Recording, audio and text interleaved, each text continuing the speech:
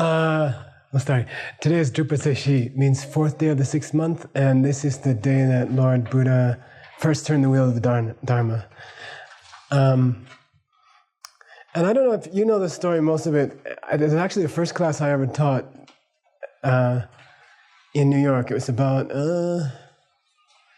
over 20 years ago, let's say. And we studied the Golden Light Sutra, which is famous in Mongolia. And one of the big scenes in that is Tangmo, which means when Lord Buddha, in one of his former lives, gave his body to the tigress and her cubs, four cubs.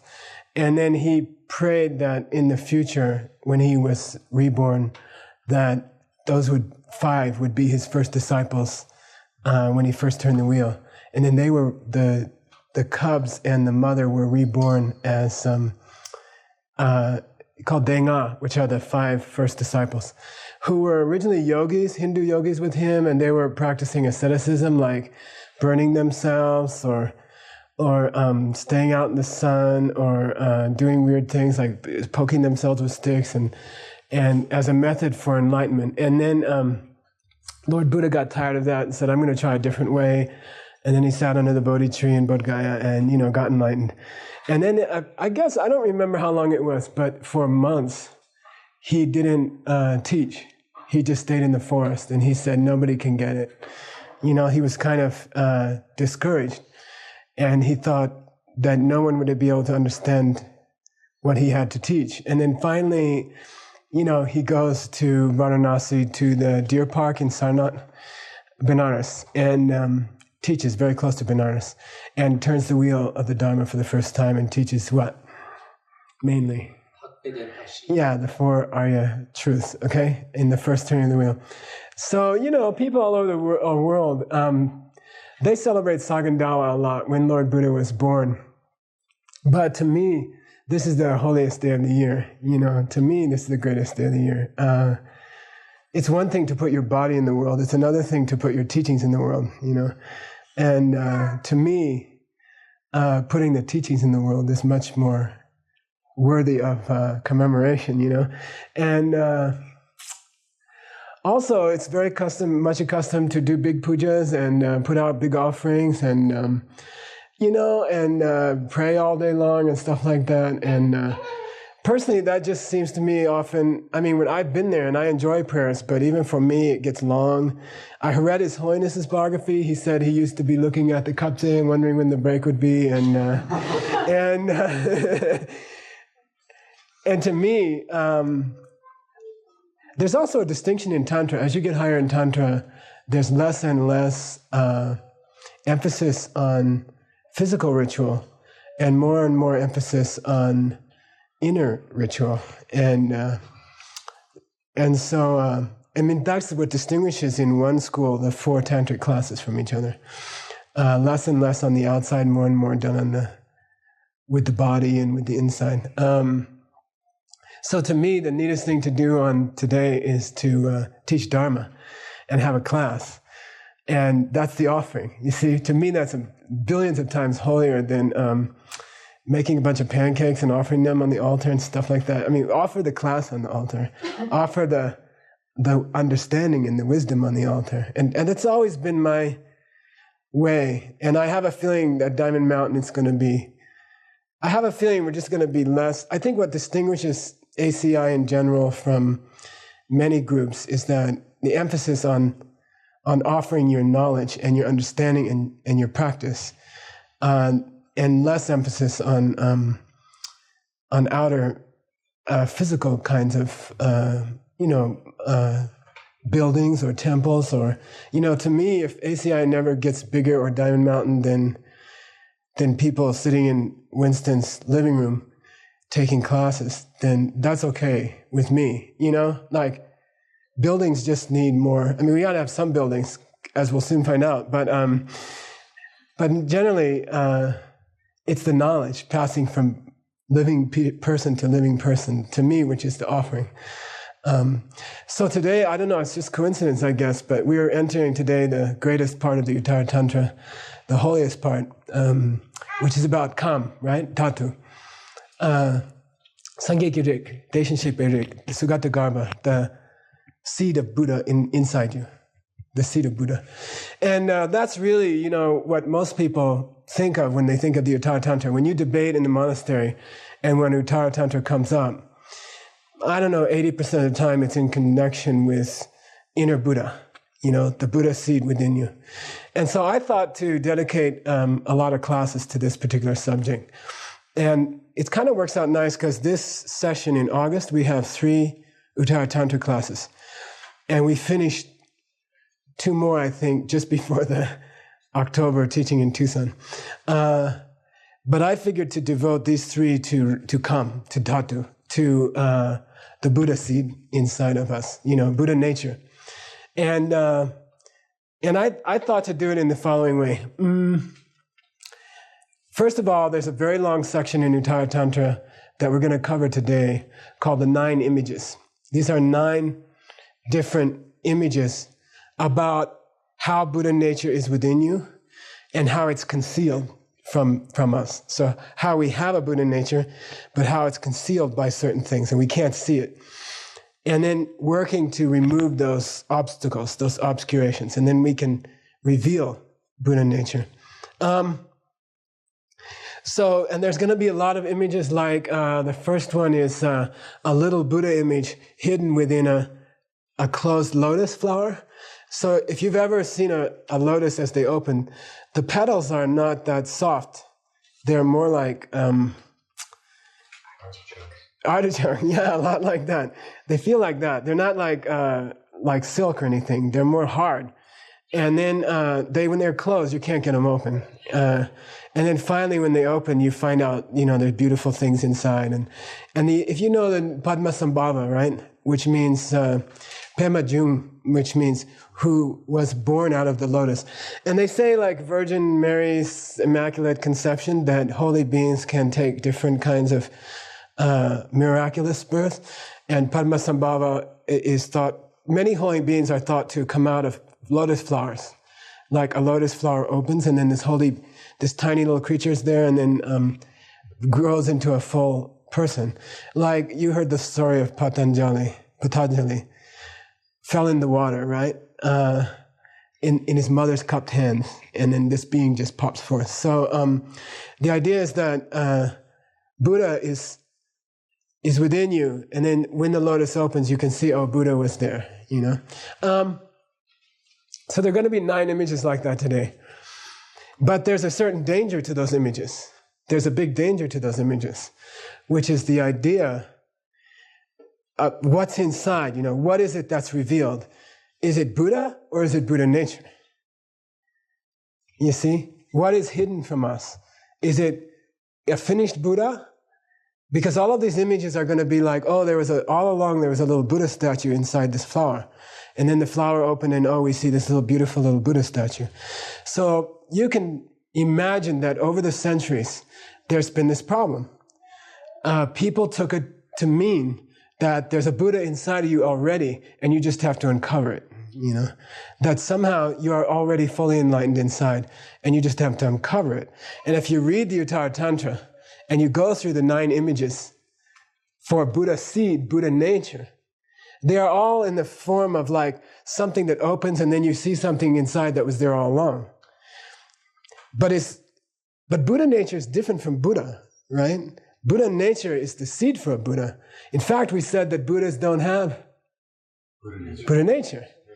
Yeah, well, it already grew into them, right? So, but through the centuries, there's been this problem has popped up that people have interpreted Buddha nature to be Buddha.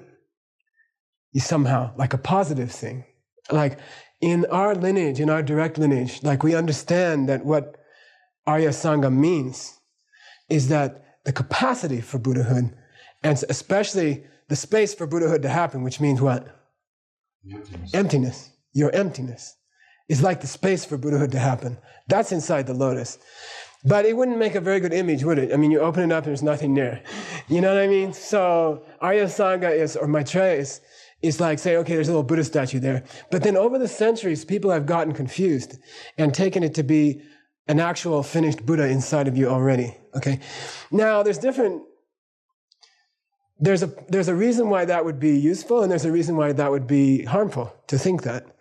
Like, if you didn't understand emptiness very well, it might be more useful for you to tell your disciples, oh, you have a Buddha inside of you, we just have to reveal it, Then if the person is more sophisticated and they've been through ACI courses and all that, you could say, look, you have an emptiness inside of you, and that allows you to become a Buddha, and that's what this little statue represents. So why I brought that up is that we're going to have 3 classes this month on Sangekyo Kam, Dhatu, right? The Buddha nature. We're going to have 3 classes. First class is the 9 images from Arya Sangha Maitreya's work. The second one, we're going to go through the Saramay monastic text presentation of Buddha nature, which is very detailed and very cool and very correct, like really cool. And I'm still trying to decide, I haven't picked the text yet. We can choose either Kedrup Tenpa Dargye, who's the main textbook writer for Saramay. He lived about 400 or 500 years ago. Or we could take Choni Dapa Shedup, has a nice section on it, like 20 pages on it.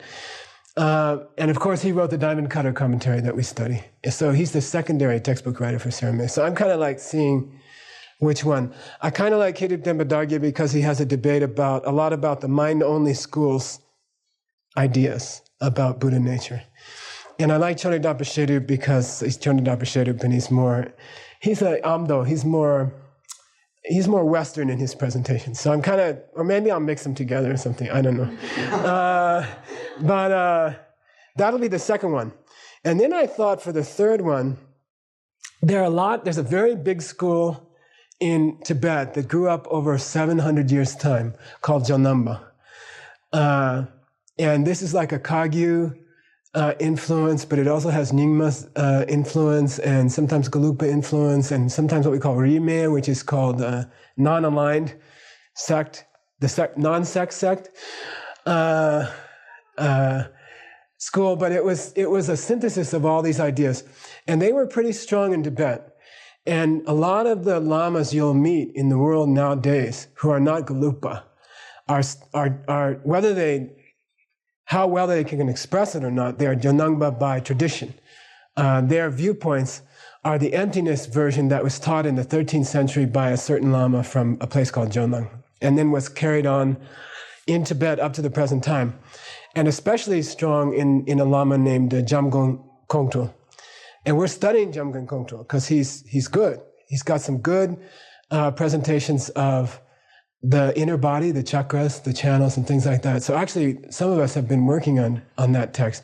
And it will form part of the Tantric series. And I'll describe that in Tiger Rider weekend, I think next weekend. But their presentation on emptiness is wrong. And the presentation of Buddha nature is wrong. The emptiness teaching they give is called Shentong. It's called emptiness of something else. And we touched on it a little bit back in New York during the ACI classes. Do you know which ones? Was it Bodhisattva Chayavatar, I think? Jetsun Kappa criticizes this version of emptiness. And we spoke about it very briefly. And I remember afterwards, some guy came up to me and said, I'm leaving class, and I said, why? And he said, because you're dissing Shentong, And my root lama believes in Shentong, So like at the time I was like, well, why don't you just stay in class and debate with me? And he said, nah, I'm just going, and he left for good. And then I felt bad because I felt like I should have presented Shentong, that kind of emptiness, more thoroughly, and then described why it was mistaken more thoroughly, and then maybe I wouldn't have that problem. But I didn't know that much about Shentong except for what Jetsun Kappa complains about. So what I wanted to do for the third class this month, I got a nice root text on Shentong by the greatest master Shentong, and I'd like to teach you that. I'd like to go through that with you. And then we have in Sammo Nangden, which is another text by the same master, Jamgon Kongtrul, we have their version of Buddha nature, which is based on a mistaken understanding of the Uttara Tantra. You see? And I thought it's really good to go through those two mistakes because they're intertwined.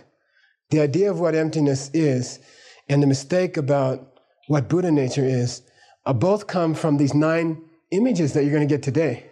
ultimately they all derive from the mistake that, oh, you open the flower and there's something in there. It's not just emptiness, there's a Buddha in there. And then this whole idea about what emptiness is and things like that, you can kind of historically see the threads going back to the Uttara Tantra. So I thought it'd be really nice to have a whole reading of the original text of that school, and also containing original readings from them about Buddha nature. Because if you read their book on Buddha nature, which we did in Samal Nungden, when they get to our version of emptiness, it's one line long, and it says, and some weirdos think that emptiness is something negative. That's all they say about Nagarjuna's version of emptiness. What we call the Nagarjuna's version of emptiness. And I'm afraid that when you get to the Gelugpa presentation of Shentong, you might see the same mistake. Meaning, oh, some weirdos say that emptiness is blah, blah, and then they just go on, and you don't get to hear the other side really make their case. So I thought it'd be cool to let the other side make their case in a detailed way. And then I think it can sharpen your understanding of emptiness, and it sharpens your understanding of Buddha nature. Because what you'll get when you teach it in Tucson in October is you'll get the same ideas come up in people's minds automatically. Emptiness is a black hole. Emptiness, if I took this wall away, that would be emptiness. Emptiness is of the wall is everything other than the wall. Or if you remove the wall, that would be emptiness, you see? Or Buddha nature is revealing, like I like to think of it as a banana peel is probably the closest thing in the Western world, is the banana inside, Like there's something substantial inside that if you could just remove the obscurations, you'd find out that you're just a Buddha inside. And you hear that a lot, It's sort of true and it's sort of not true, and it's good to know why. So I thought the third class could be a straight presentation from the horse's mouth of the other idea, which you'll understand is mistaken from the second class, which is the monastic presentation, straight Nagarjuna presentation, Gelugpa presentation. And then, if the first class is about the images that caused the problem in the first place, then you'll have a real nice progression. Images that caused the problem in the first place, why Buddha nature really is emptiness itself, and then why other people got confused and thought that Buddha nature or emptiness was something else and not negative, for example. It's not an absence of something, okay? So we got to get through the 9 images today. And since being a holiday, what I thought was, I don't know if you had any plans, but I thought to just invite everybody for dinner who can stay for dinner, if you make dinner, okay? So that's up to you. I think there's lots of food in there that you could improvise. We didn't buy anything specially. Like, there's lots of Cheerios and ice cream. That would be my idea of a good dinner. But there's like rice and bread, I don't know, whatever, you can make something, And then, we can hang out and have dinner together after class, So, anybody who wants to stay and help do that, that's cool. Anybody want to be in charge of that dinner? Just so there's a boss, no? I'll be in charge. You sure? Okay. Okay. Well, you decide, you look around during the break today and see what's edible. And I don't know, like the pizza from the day we got out of retreat is probably a little old now. But, you just see what's in there. Yeah, okay. So I thought it'd be cool to do that. Okay, we'll start.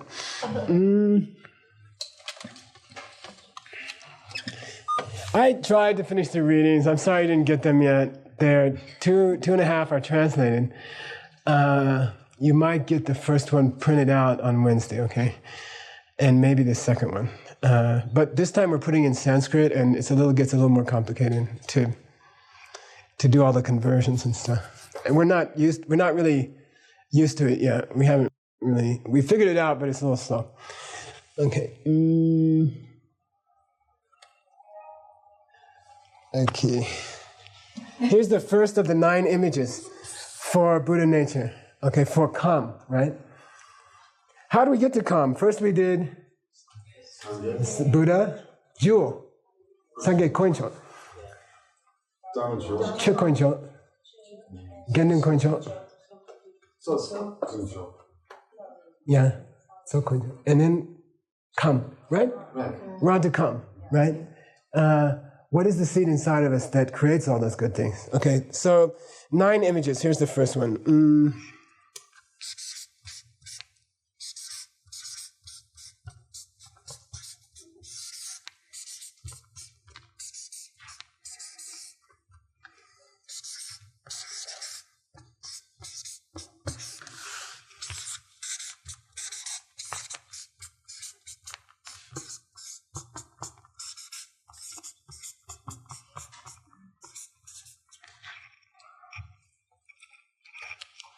Okay, can you see okay?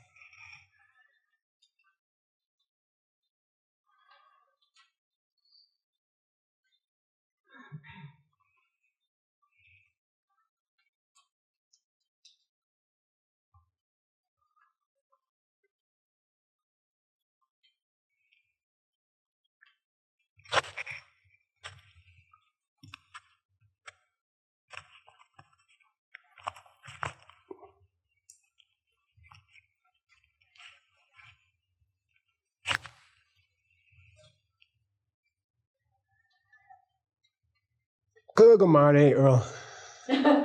Gugumare. What's that mean? Okay, yeah. You guys are fun. I thought that we should start. We should start speaking a little Tibetan around here, and maybe Sanskrit. I mean, eventually by September '04, I'd like to just be doing a lot of the normal conversation in Tibetan and Sanskrit. You know, what you do at first is you just replace words, like Geshe Lothar would do with you and Sarah. You know. So he'd say, you know, it's not really necessarily good because it's no good to carve it. And then you just have one Tibetan syllable in there, and then you start to expand it from there, and then you just naturally start to understand more and more. Say Sangye, Bengen, La. Sangye means Buddha. Be stands for Pema. I mean, if you really wrote the whole thing out, it would look like this. Okay, I mean, this would be connected here. It would look like this. In a book. And that's Padma. That's the Tibetan way of squishing the 2 syllables together, Padma. Like when you say Om Mani Padme, it's a corruption of Padma, Padme, okay? And the Mongolians say Padma. So you see a lot of Mongolians named Padma, okay? Pe, Ngen means lousy, bad, stinky, rotten, okay?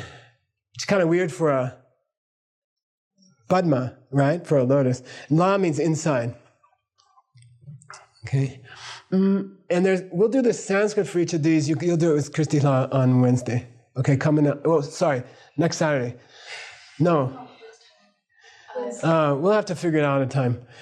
It's not going to be in October. I think you better cover it before then, but we'll talk about it. Because next Saturday we're booked. But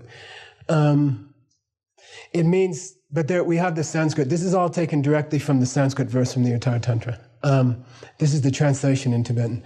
So, a Buddha inside of a rotten lotus, shut closed, right? But the point is that the lotus is somehow got old, like it never opened properly, and it smells bad, and the petals are starting to get brown, you know, and so it's called and it's an ugly lotus, okay? Now, in all of these images, we're going to have different levels, right? First, we're going to have what you can call I think the most important part is the obscuration. I don't know what you want to call it, the cover or the veil, you know? How do you spell it? V-E? V-E-I. V-E-I? Veil. The veil. The veil that covers the Buddha nature. Okay, so in each of these 9 images, there's going to be something bad that's covering the real thing. So inside the lotus flower is this tiny little Buddha image, and you have the feeling that if it opened up, then the Buddha would pop out, and then suddenly they just grow full size, you know? Like that's how Patanjali was born and things like that. So this idea of a veil. So first we're going to have an idea of a veil. Then there's going to be the idea a special angle of the Buddha nature in each of the 9, like the Buddha nature looked at from a slightly different angle. So you can say veil. You got to remind me to cover each one. Then there's an angle. Is that angle on the on the Buddha nature, right? And then there's going to be some clue about removing the veil.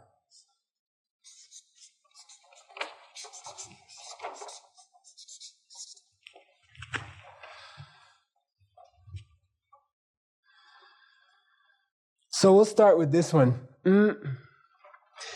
Gyaltsab Je says that each of the 9 images is talking about the veil in a slightly different way, a slightly different veil.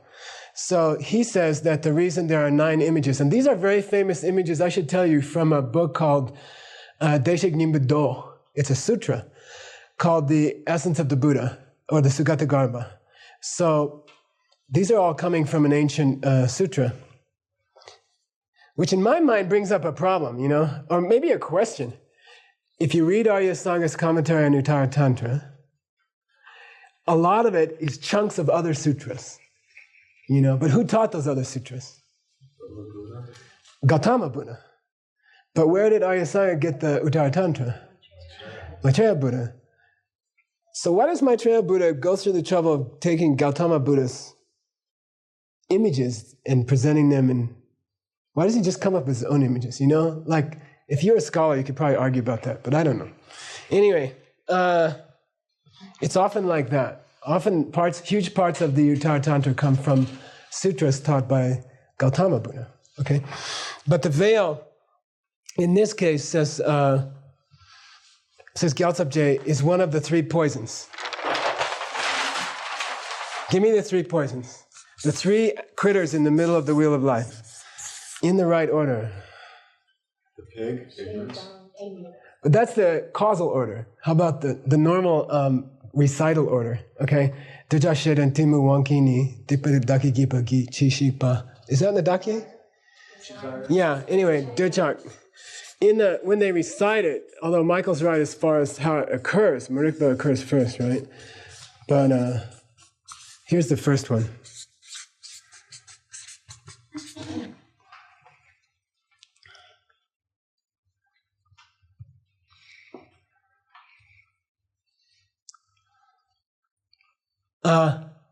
Desire, which in ACI we prefer to call liking things ignorantly, okay? I still have problems with that desire thing. I mean, I'm still talking with people. I went, we saw many Dharma groups in the last month, and people are still talking about, I shouldn't have attachment to ice cream, you know, and I'm like, that's not the point, you know? I mean,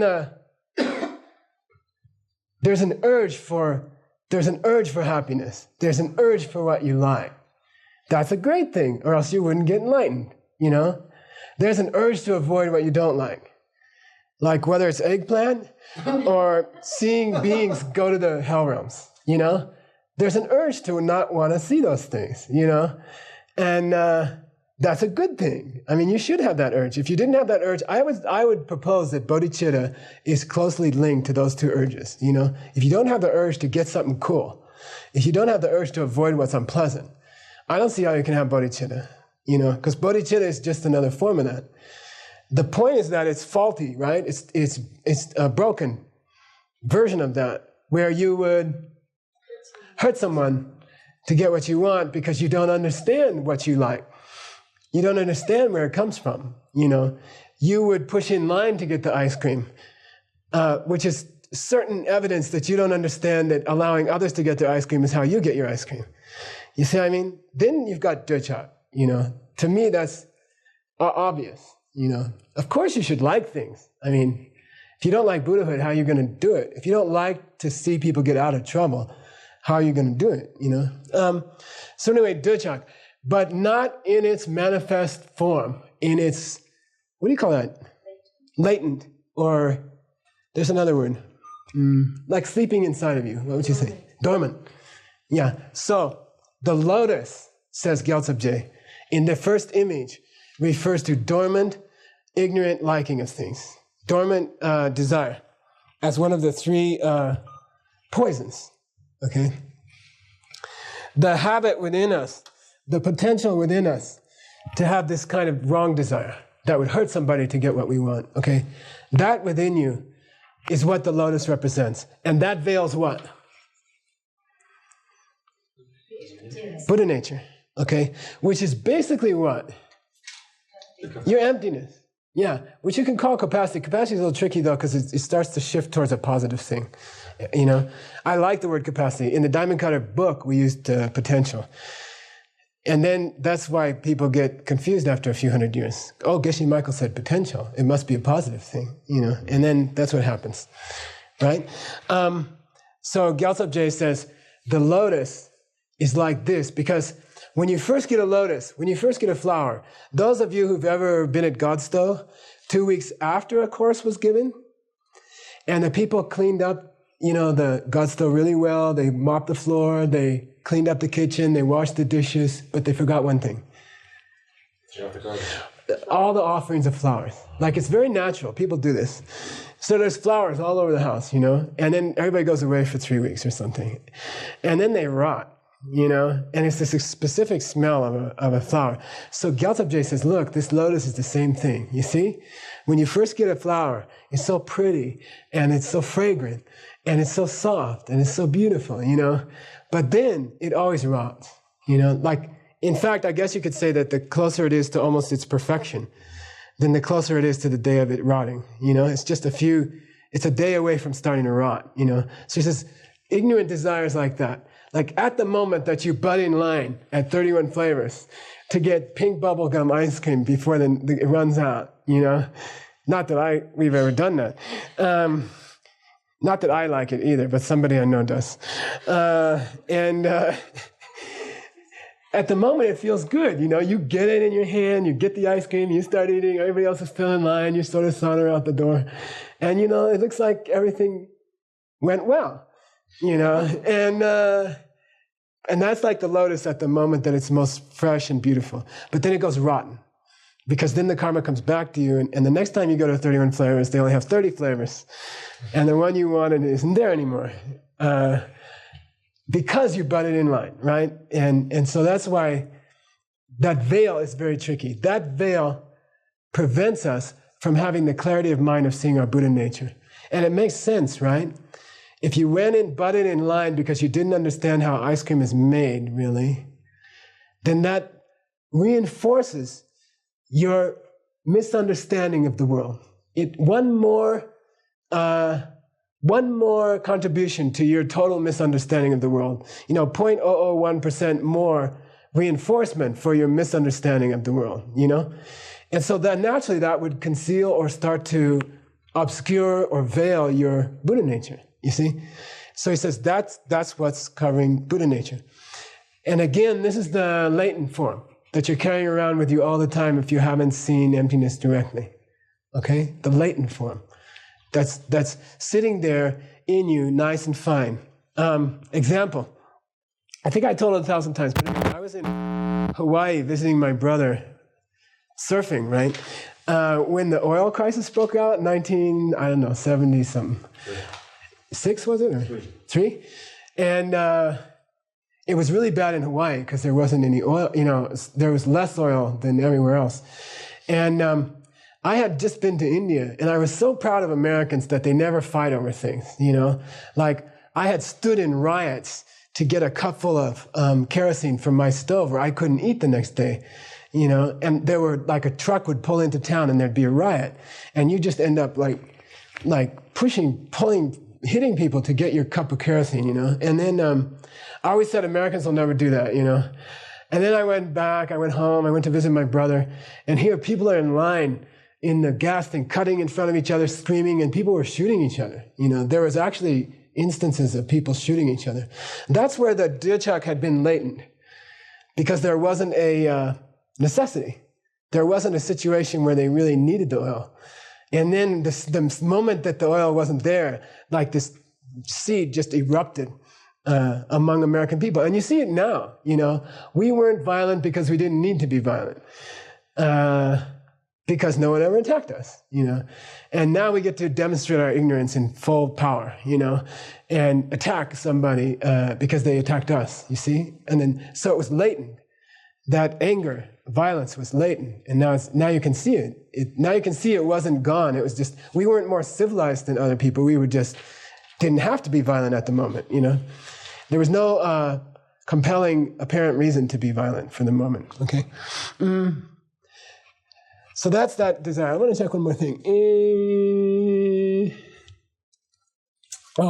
And the angle, okay, did we say angle?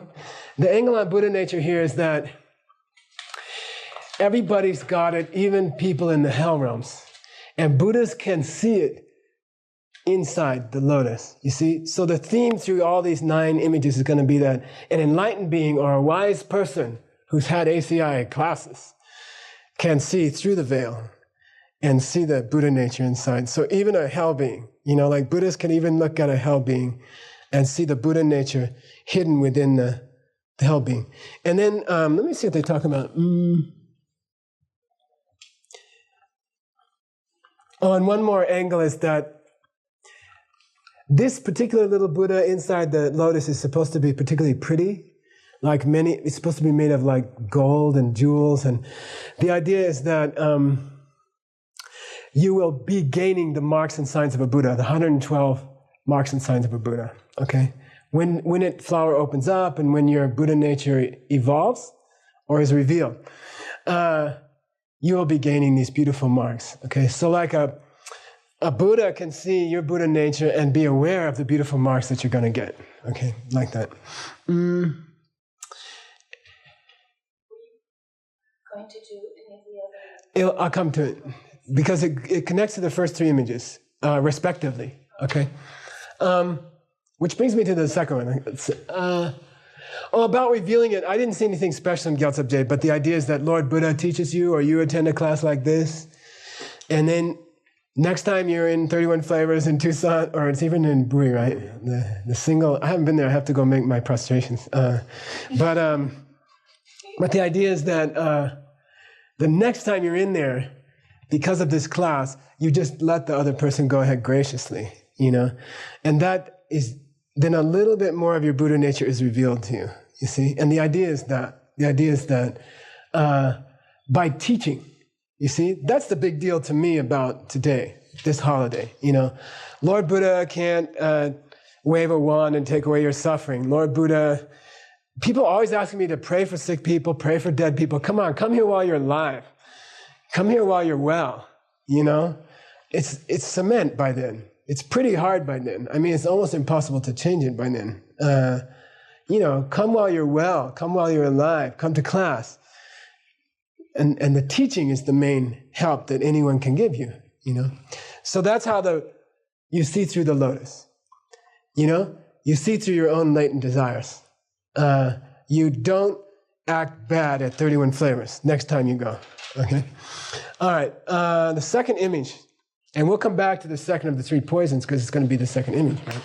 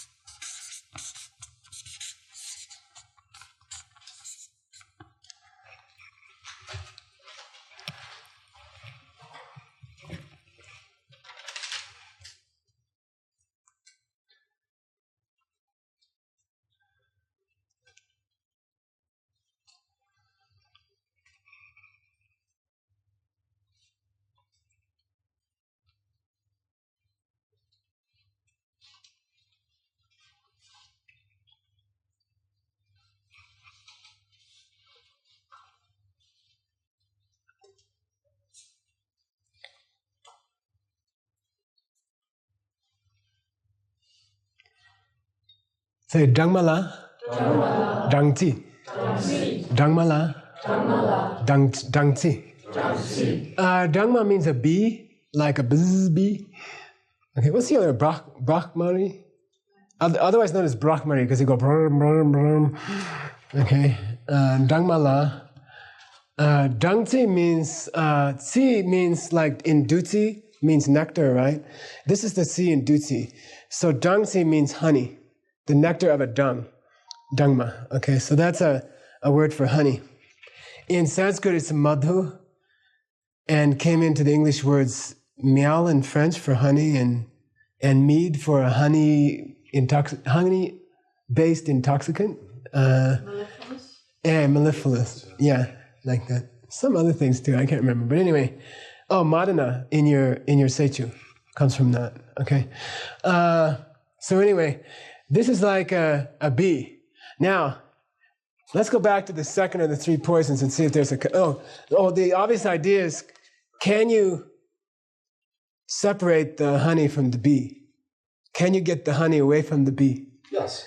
You see, but that's the point of the image. You see, the image is that the honey is there, and it's sweet, and it's inside their house, but you got to get past the Dharma to get to it, which means you got to be able to skillfully get the bee away from the honey in order to get at the honey. Okay, so the bee here is the veil or the obscuration, and the honey is what?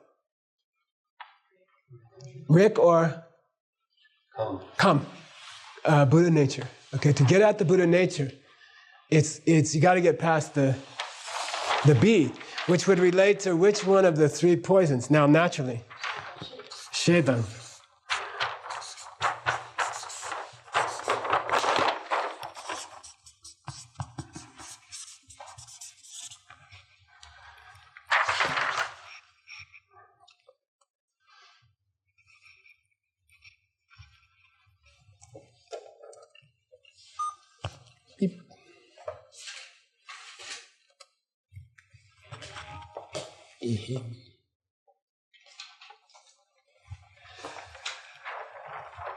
Again, it's the dormant form at this point. It's still dormant. Dormant what? What's Shedang? Hatred is the old way. What's the ACI way? Disliking things ignorantly. Disliking. Why do I say that? I'll give you the reasoning again. Someone comes in and says, I heard 46 lamas call this hatred, desire, hatred, and ignorance. I don't mind the aversion. Give me a break. When's the last time you had aversion? Except for eggplant or something. But again, the three poisons are flowing in your blood every second of the day.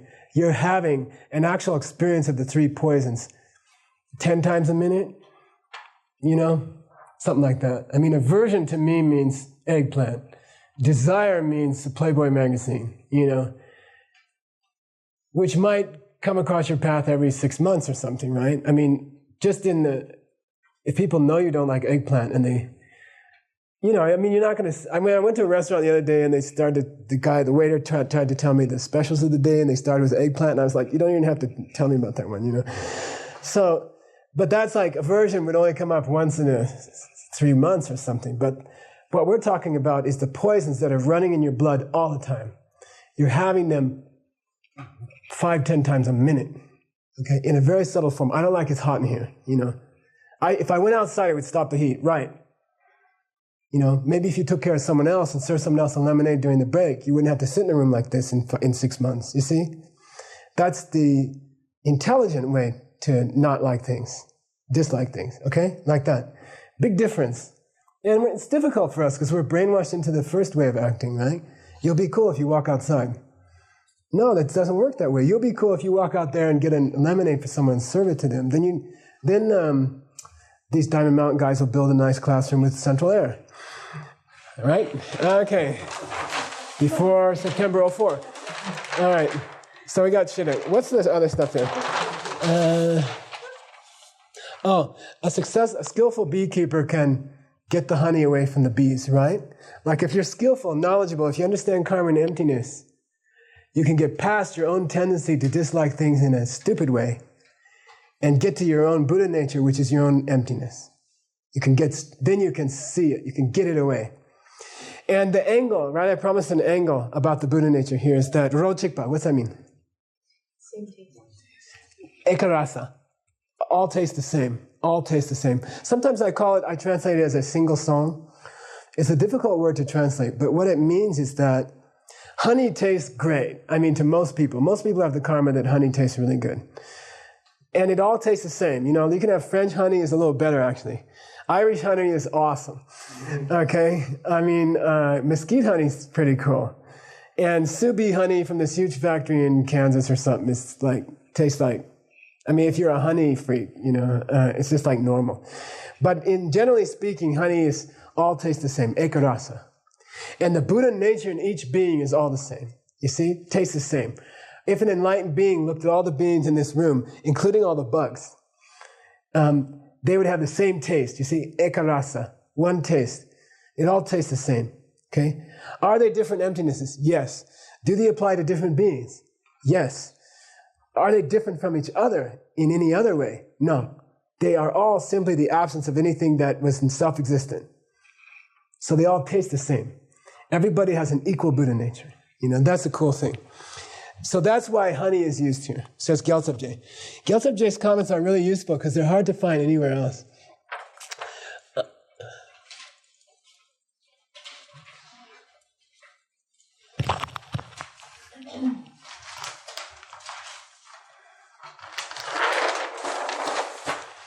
What number? 3. Oh, yeah. Let's see if he says anything. I don't think he says anything. Again, I think it's just generally teaching of Lord Buddha. Yeah, they don't say anything special. He does mention like a skillful yogi here, but he doesn't say anything special.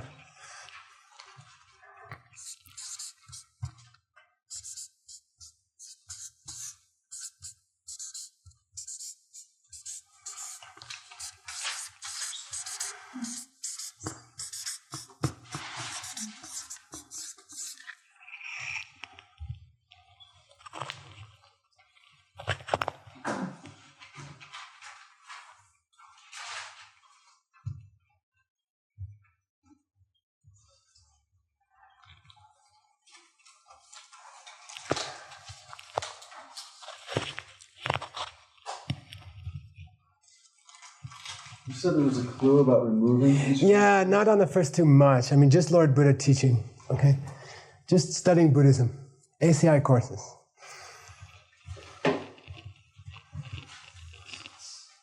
I should say that last thing, like a clue or a hint, it only comes in a few of them clearly. Say, Bunla, Ningbo, Bunla, Ningbo. This is not the Bun that means the ancient religion of Tibet. That's B-O-N, Bun, Bun. This is Bun.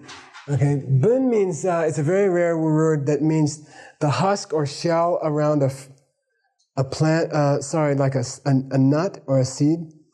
Like what do they call it around a grain of rice?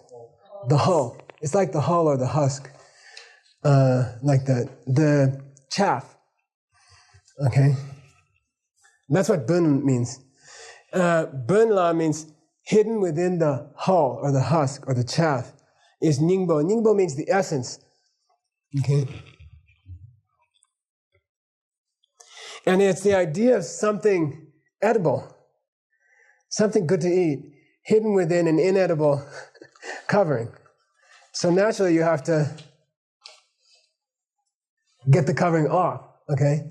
And again, Lord Buddha teaches you studying, and then slowly you can remove the cover and enjoy the essence. And the point here is enjoyment. The angle on Buddha nature here is that you can't really enjoy your Buddha nature. You can't have the bliss of swimming in your Buddha nature as long as the husk is still on it. Meaning, in this case, especially referring to a certain mental affliction. What would that be? Huh? Yeah, timuk. Right? Back to the 3 poisons.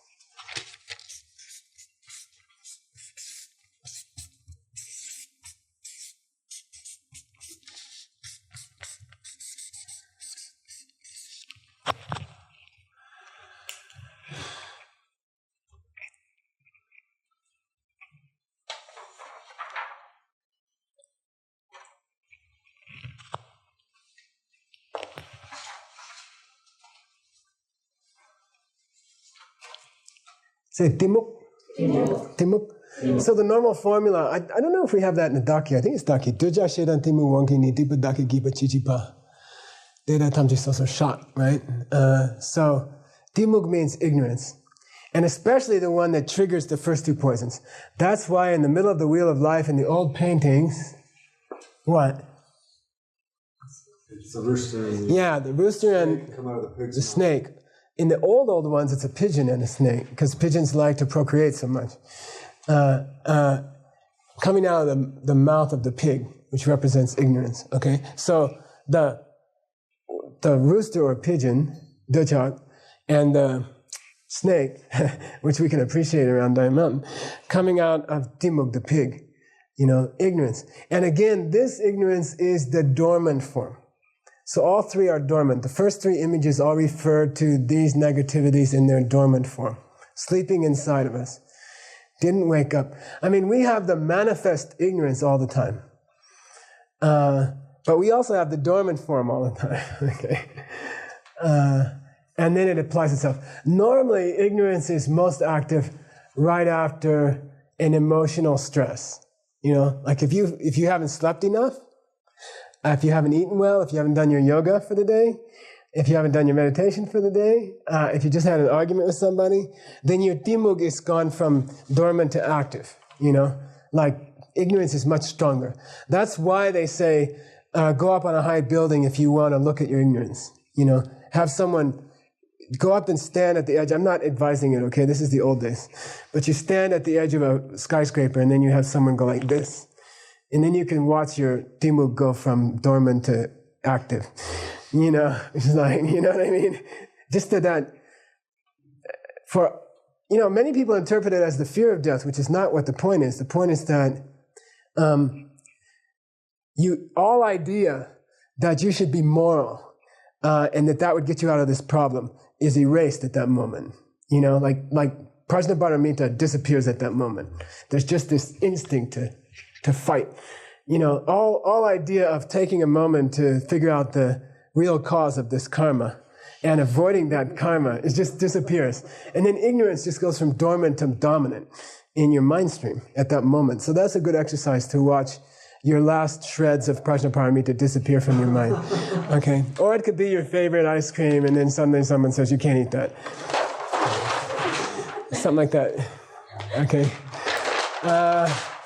So Bunlan Ningbo. I mean, like having Cherry Garcia in your hand and having someone take it out of it. And then all your, or a chocolate milkshake like minutes away, 30 seconds away at McDonald's, and then having somebody say, you don't need that. And then this thing comes up, then ignorance goes from dormant to very active, and then triggers the snake, right? So Bunlan Ningbo. And again, the idea, the angle here is you can't enjoy the Buddha nature. You can't get to the taste of it. You can't sit there. Some people I've seen eat whole sunflower seeds, like in baseball, like they'll eat the whole thing and spit it out, but most people would rather take the shell off. It's kind of fun. Like you have a choice of buying the sunflower seeds unshelled. I don't like that. It's not the same hit, It's like if you take off the shell and then you get to the essence, the ningbo, and then you enjoy it, and then you feel like you earned it, or it's like a pistachio in a way. Like Rinpoche's dog Druma loves to eat pistachios. And so if you really care for her, you open the pistachio and you give her the nut, but otherwise she doesn't get it. She gets a piece of it, and then some is stuck to the shell, and then she gets this shell going to her, and you don't get the same enjoyment for her unless you take the shell off, okay? That's the idea. Okay, number 4.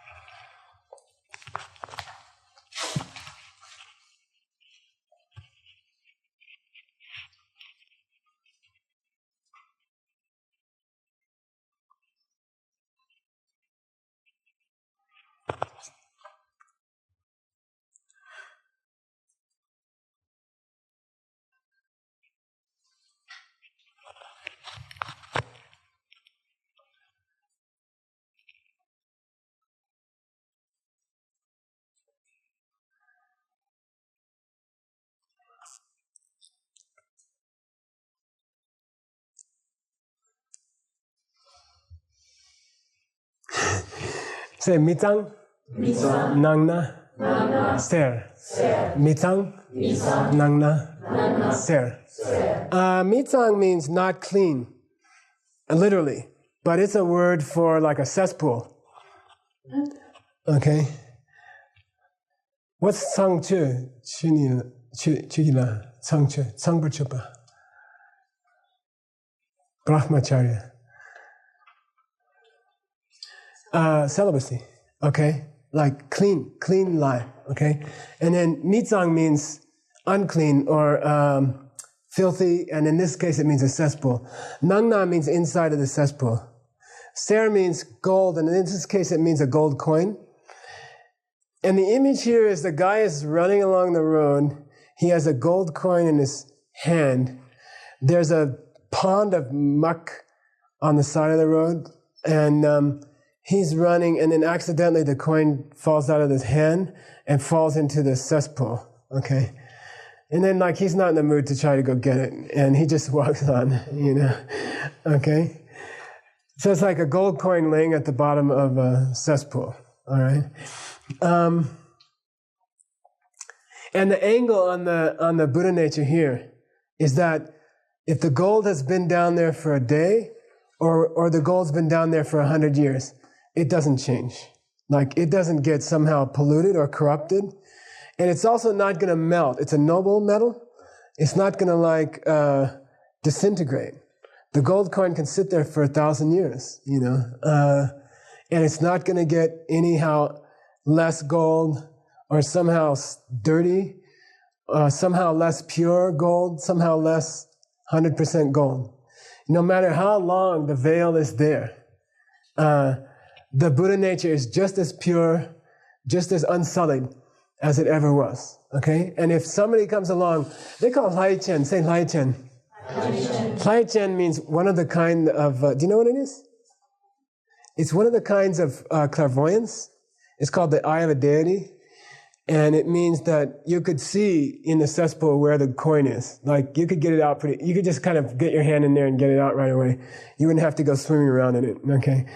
That's kind of a kind of clairvoyance where you can see gold underground and stuff like that, So that's an image for a Buddha who comes and teaches you how to reach down and get to the gold and not get too dirty in the process, okay? Let me make sure this way.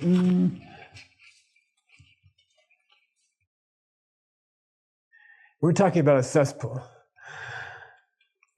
Guess what it represents in terms of a mental affliction or mental afflictions based on what we went through?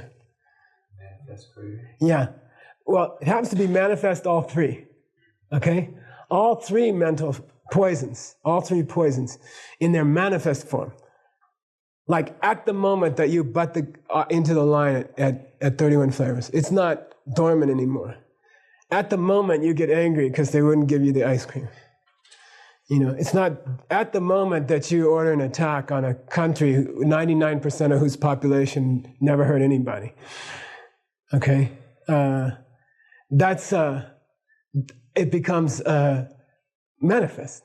Okay? The anger, the violence becomes manifest. And that's filthy. That's dirty. That's something impure, very impure. Okay? So that's the idea of the fourth image. All right? We'll do one more and we'll take a break. Hang on.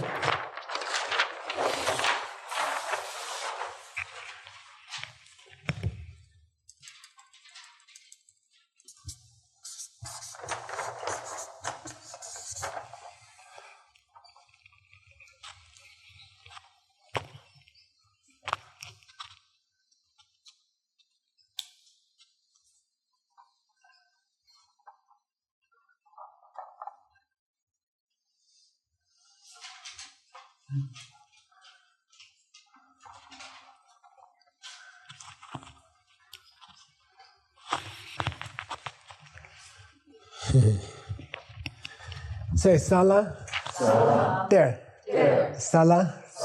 There. Sa means earth, and here it refers to the floor of a house, of a hut, like an adobe hut. The floor of an adobe hut, like made of earth. La means here in or under the floor, under the earth of a person's hut. Is it there? There means a treasure. There's a famous genre of literature called Dharma. Yeah, which means a buried text, like in the Latter-day Saints, the Mormon church. They say Joseph Smith found these books that were hidden somehow. Yeah, and in Tibet, it's a very common form of literature that somebody will find an old book that Padmasambhava wrote and hid under a rock. And that's called a terma. Now you know what a terma means. It means like a buried treasure, hidden treasure. So the idea here is that there's a guy who's been poor his whole life. And he lives in this crummy little hut, and with a dirt floor. But it happens that, centuries ago, there was a palace standing on that ground, and a king had put an inexhaustible treasure, like the kind of treasure that when you start spending it, it just gets more and more. And it'd be nice, right? Founders program. Anyway, but there would be a treasure under the earth like that. And the angle here, can you guess what the angle is? About the treasure. What's the guy's relationship to the treasure? Yeah, it's just he doesn't know.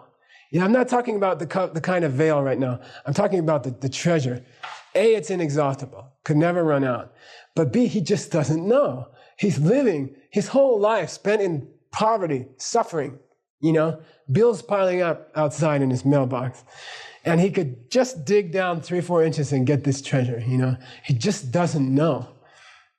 That's part of it. And then Gyaltsab Je says that there's another angle here. If you think about it, the treasure's not helping him out either. The nature of the treasure is that it doesn't announce itself. It's not like the treasure can knock on the bottom of the floor and say, hey, I'm down here, just dig a little. And that's the nature of Buddha nature. You have it. And then other angle is that you've always had it. You've always had it. It's always been right there. But it's not the kind of thing that's going to knock you on the shoulder and say, look, I'm here, It's not going to announce itself, okay? You need someone from the outside to come and say, look, you got this Buddha nature thing. There's this emptiness to things. There's an emptiness to you. Therefore, your arm can become Manjushi's arm. You need someone to come and... That idea is so weird. Like we were on the plane yesterday from Newark, 4 hours, 45-minute flight. There's a guy next to us who's very interested in yoga. See, it's a hook, right? He's a president of a tech company.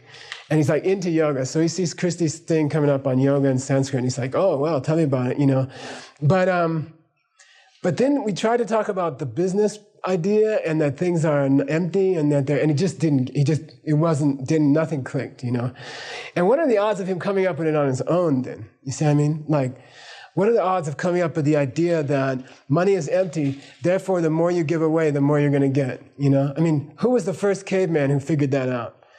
I have a theory, I have a theory a guy kills a deer, and then he lives up on the mountain and there's a lower cave, and then one day he knocks the deer over this cliff and the caveman down below gets the deer body carcass, and then the caveman below eats it, and the caveman above gets down there too late and it's already eaten, and then the next day 3 deer come to his door and he figures it out, but that's just my theory.